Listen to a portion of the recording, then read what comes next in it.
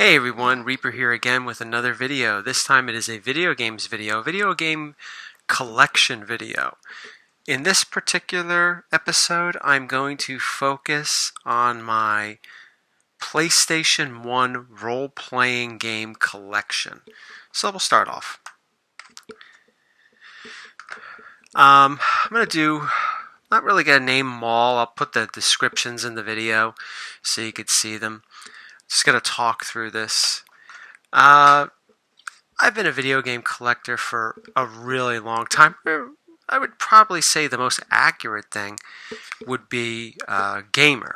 You know, when I first bought these games, I wasn't buying them with this preconceived notion that I'm a collector and all that stuff, as if I would collect comic books. It's certainly not true. But I always kept things in pretty good shape. I'll probably do my Super Nintendo collection, my Sega CD collection, but I've always tried to keep everything in good shape. So now that I have these today in still pretty good shape, it seems like I was a collector, but I was a gamer first. Okay. So anyway, the original PlayStation, I thought was a truly fantastic system. It really captured to me what it was like to play Super Nintendo for the first time, because I thought that the Super Nintendo was another great system and it had a lot of good memories for me. So that when the PlayStation 1 came out, it sort of almost captured some of that nostalgia for me. A lot of great games, new graphics. The graphics at the time were great, because I know a lot of these games today, the graphics, unless they were 2D, really didn't hold up too well. But it did capture that nostalgia, that, feeling that some of these things were brand new experiences and all that. So that's one of the reasons why the PlayStation was truly so great for me. Maybe some people watching have the same feeling or a similar feeling. I don't know. But there are a lot of fans of the original PlayStation. Now, when I first got into the PlayStation, I was not an RPG fan. I had purchased my PlayStation probably, I think it was a Christmas present. It was a Christmas present back in 1996. So I was pretty happy that I got it, and like I said, all the things I said a few moments ago, recapturing what it was like to play the Super Nintendo, new games, great graphics, all that stuff, that was all true. But when I first started playing the PlayStation, albeit a short amount of time that I had my PlayStation, I wasn't really an RPG fan. I knew what RPGs were. I used to get Nintendo Power. I used to see their epic review section, which covered all RPGs like Final Fantasy III, Chrono Trigger. Right here, Final Fantasy, right? And Chrono Trigger. But, Earthbound, all that stuff. But I really could not care less about RPGs at that time. So I was really into games like, platformers, like Mario. I like Sonic type games. I loved fighting games. Games like Street Fighter Alpha, which was popular at the time. But before that, I liked the Street Fighter 2 series. Mortal Kombat was really, really awesome. I just loved those sort of games. I despised racing games and shmups, shoot 'em ups, because they just brought more aggravation for me than any other genre. So I didn't really collect games like that. You might see like one or two games like racing games in my collection. And I do have some shmups, but they're just so annoying and so difficult for me. But anyway, wasn't an RPG fan. But my friend, that was hanging out with a lot back then, his name was Chris, was a huge role-playing game fan. So every time I went to his house to hang out, whenever we had some downtime before we went off and did whatever it was we were going to do that day, he would always be playing like Final Fantasy III for the Super Nintendo. Now I know that's not PlayStation, right? But he was playing games like that. And I started to watch him play, and it's when you watch somebody play something, you sort of invest some time into it. And around that time, he was playing Final Fantasy III a couple years after it had come out. This is 1997 now. Final Fantasy III came out in 94. But watching him play that, and around that time there was a lot of hype about the Final Fantasy series. Final Fantasy VII was going to release in the States in that September. So we're talking earlier in '97 when I'm watching him play Final Fantasy III, and he's always buying role-playing games and all that stuff. So my interest in those games is starting to build because I'm watching them played out and seeing how they work, and investing some interest in them. And the first game I was interested in was Final Fantasy III. So when he was done playing it, I asked him, well, can I borrow it? I figured, let me give my shot. Let me get a shot at these role-playing games. And I did. And I really liked it. And I said, you know what? Maybe I'll buy Final Fantasy VII when it comes out. Final Fantasy III was a fun experience. Final Fantasy VII is looking to be a pretty good game. Everyone's, talking about it. Everyone being the gaming magazines and all that stuff. They're really hyping it. It got good reviews in Japan because these games came out in Japan months, a long time before they would come out here in the States. Because they're made in Japan. They're released in Japan first, and they got to go through the translation and all that other stuff before they reach American shores. So when Final Fantasy VII came out, I was still debating on whether or not to get it, but I decided to get it. And it came out, I believe, September 2nd, 1997. I think I still have the original receipts somewhere. I don't know. I kept a lot of those receipts from back in the day when I would purchase these games, but also a lot of them have been, lost or thrown out or whatever.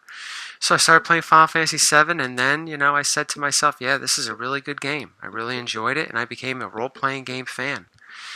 And shortly after that, a few months later, January 98, Final Fantasy Tactics came out, which I've already shown in this video. Final Fantasy Tactics came out. I enjoyed Final Fantasy so much. And I said, well, maybe I'll give Final Fantasy Tactics a shot. And I was reading in the magazines, and I was talking with Chris, and they were saying, well, Final Fantasy Tactics it's a different type of game. It's got RPG elements, but it's more of a strategy game, like this one right here, Nectaris, Military Madness. It's a little different. You may not like it. But I was like, I like the look of it. I like that, 2D look of the game and the graphics of it. And I said, well, let me just give it a shot. So I rented it from Blockbuster, and I says, upon playing it, I realized that it was a completely different game. Much different than your turn-based role-playing game. It was a turn-based strategy game. But I stuck with it. And I really come to enjoy it. Now, I wouldn't recommend Final Fantasy Tactics to be your first strategy game because it takes some getting used to, right? But it was definitely a great game. So it was really after that, right after Final Fantasy Tactics, like this one. This is a tactical game, Rhapsody. This is the matter of fact. If you're looking to get into a PlayStation 1 turn-based tactical strategy game, I would say you start with this one because it's fairly simple, easy. If you get used to this, then you might want to give other games in this genre or in that subgenre of RPG games a chance. So since then I was hooked. I started buying games. I bought games like Vandal Hearts, and I couldn't wait for Cartia to come out, and all these other games, both role-playing games and strategy role-playing games. Okay, sometimes I know some people may say that they're different, and I've showed quite a few strategy games here, so I just grouped them all into one video, role-playing strategy games. Sometimes I even grouped, I think I even grouped a couple of action role-playing games in this video, because, I'm not going to make a video just on the 5 or 6 that I have of those. I figured I'd throw them into this. Here's another strategy game. But I was buying strategy games and role-playing games like crazy. And it was during the PlayStation era, which really got me hooked. Now, like I said earlier in the video, Super Nintendo had a lot of good role-playing games. And, I don't want to leave the Genesis out because, I think there's a belief that Genesis did not have many good role-playing games or strategy games or what have you, and that's not necessarily true. They did have their fair share of good role-playing games. However, I do not think they hold much of hold a candle to the Super Nintendo games, because Super Nintendo was just killing it. Upon reflection and hindsight, they had so many great role-playing games that are cherished to this very day. But despite that, despite the fact that Super Nintendo had such a rich library, and Genesis had theirs too, don't get me wrong, but I don't, like I said, again, I don't want to diss Sega, because that's just not true. Shouldn't do that. But Super Nintendo had such a rich library of role-playing games.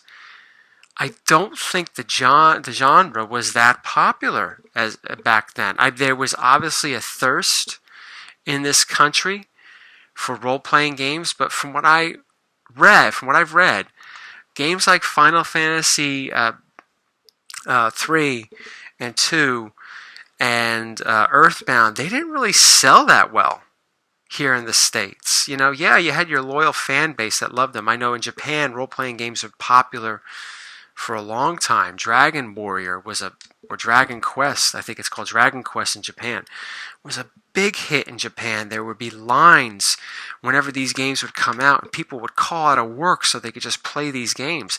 That was unheard of. This was back in the 80s.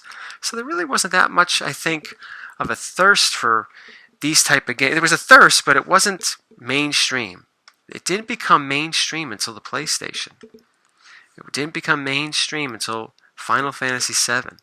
And I think that's when it brought in a lot of people to these games, brought a lot of attention. You have these AAA titles coming out on a PlayStation, and people were starting to take notice of these games, and that's when role-playing really hit a big boom here in the United States. It was, I think, like I said, even though the seeds were there, and Nintendo had a lot of great role-playing games in the generation before. The fourth generation, which is the Super Nintendo, the Genesis, and all that. TurboGrafx 16. It wasn't until the PlayStation where role-playing games, at least here in the United States, became mainstream. Became something that, people who may have not have played role-playing games before started taking interest in. So, PlayStation is very special to me. I only have two more, Wild Arms right here, and I have Wild Arms 2, which I'm about to show you. So that's my last one right here. This is my last role-playing game for this video. Xenogears, very popular game. I don't know if it sold that well, though. I don't think it was it wasn't as well received, I think, as the Final Fantasy series, even though it was by the same company, Squaresoft, which is now Square Enix. But that's my role-playing collection for the PlayStation 1. Like I said, a lot of great memories, a lot of great games, and it certainly continued well into the PlayStation 2 life cycle and beyond. Thank you all for watching. Take care.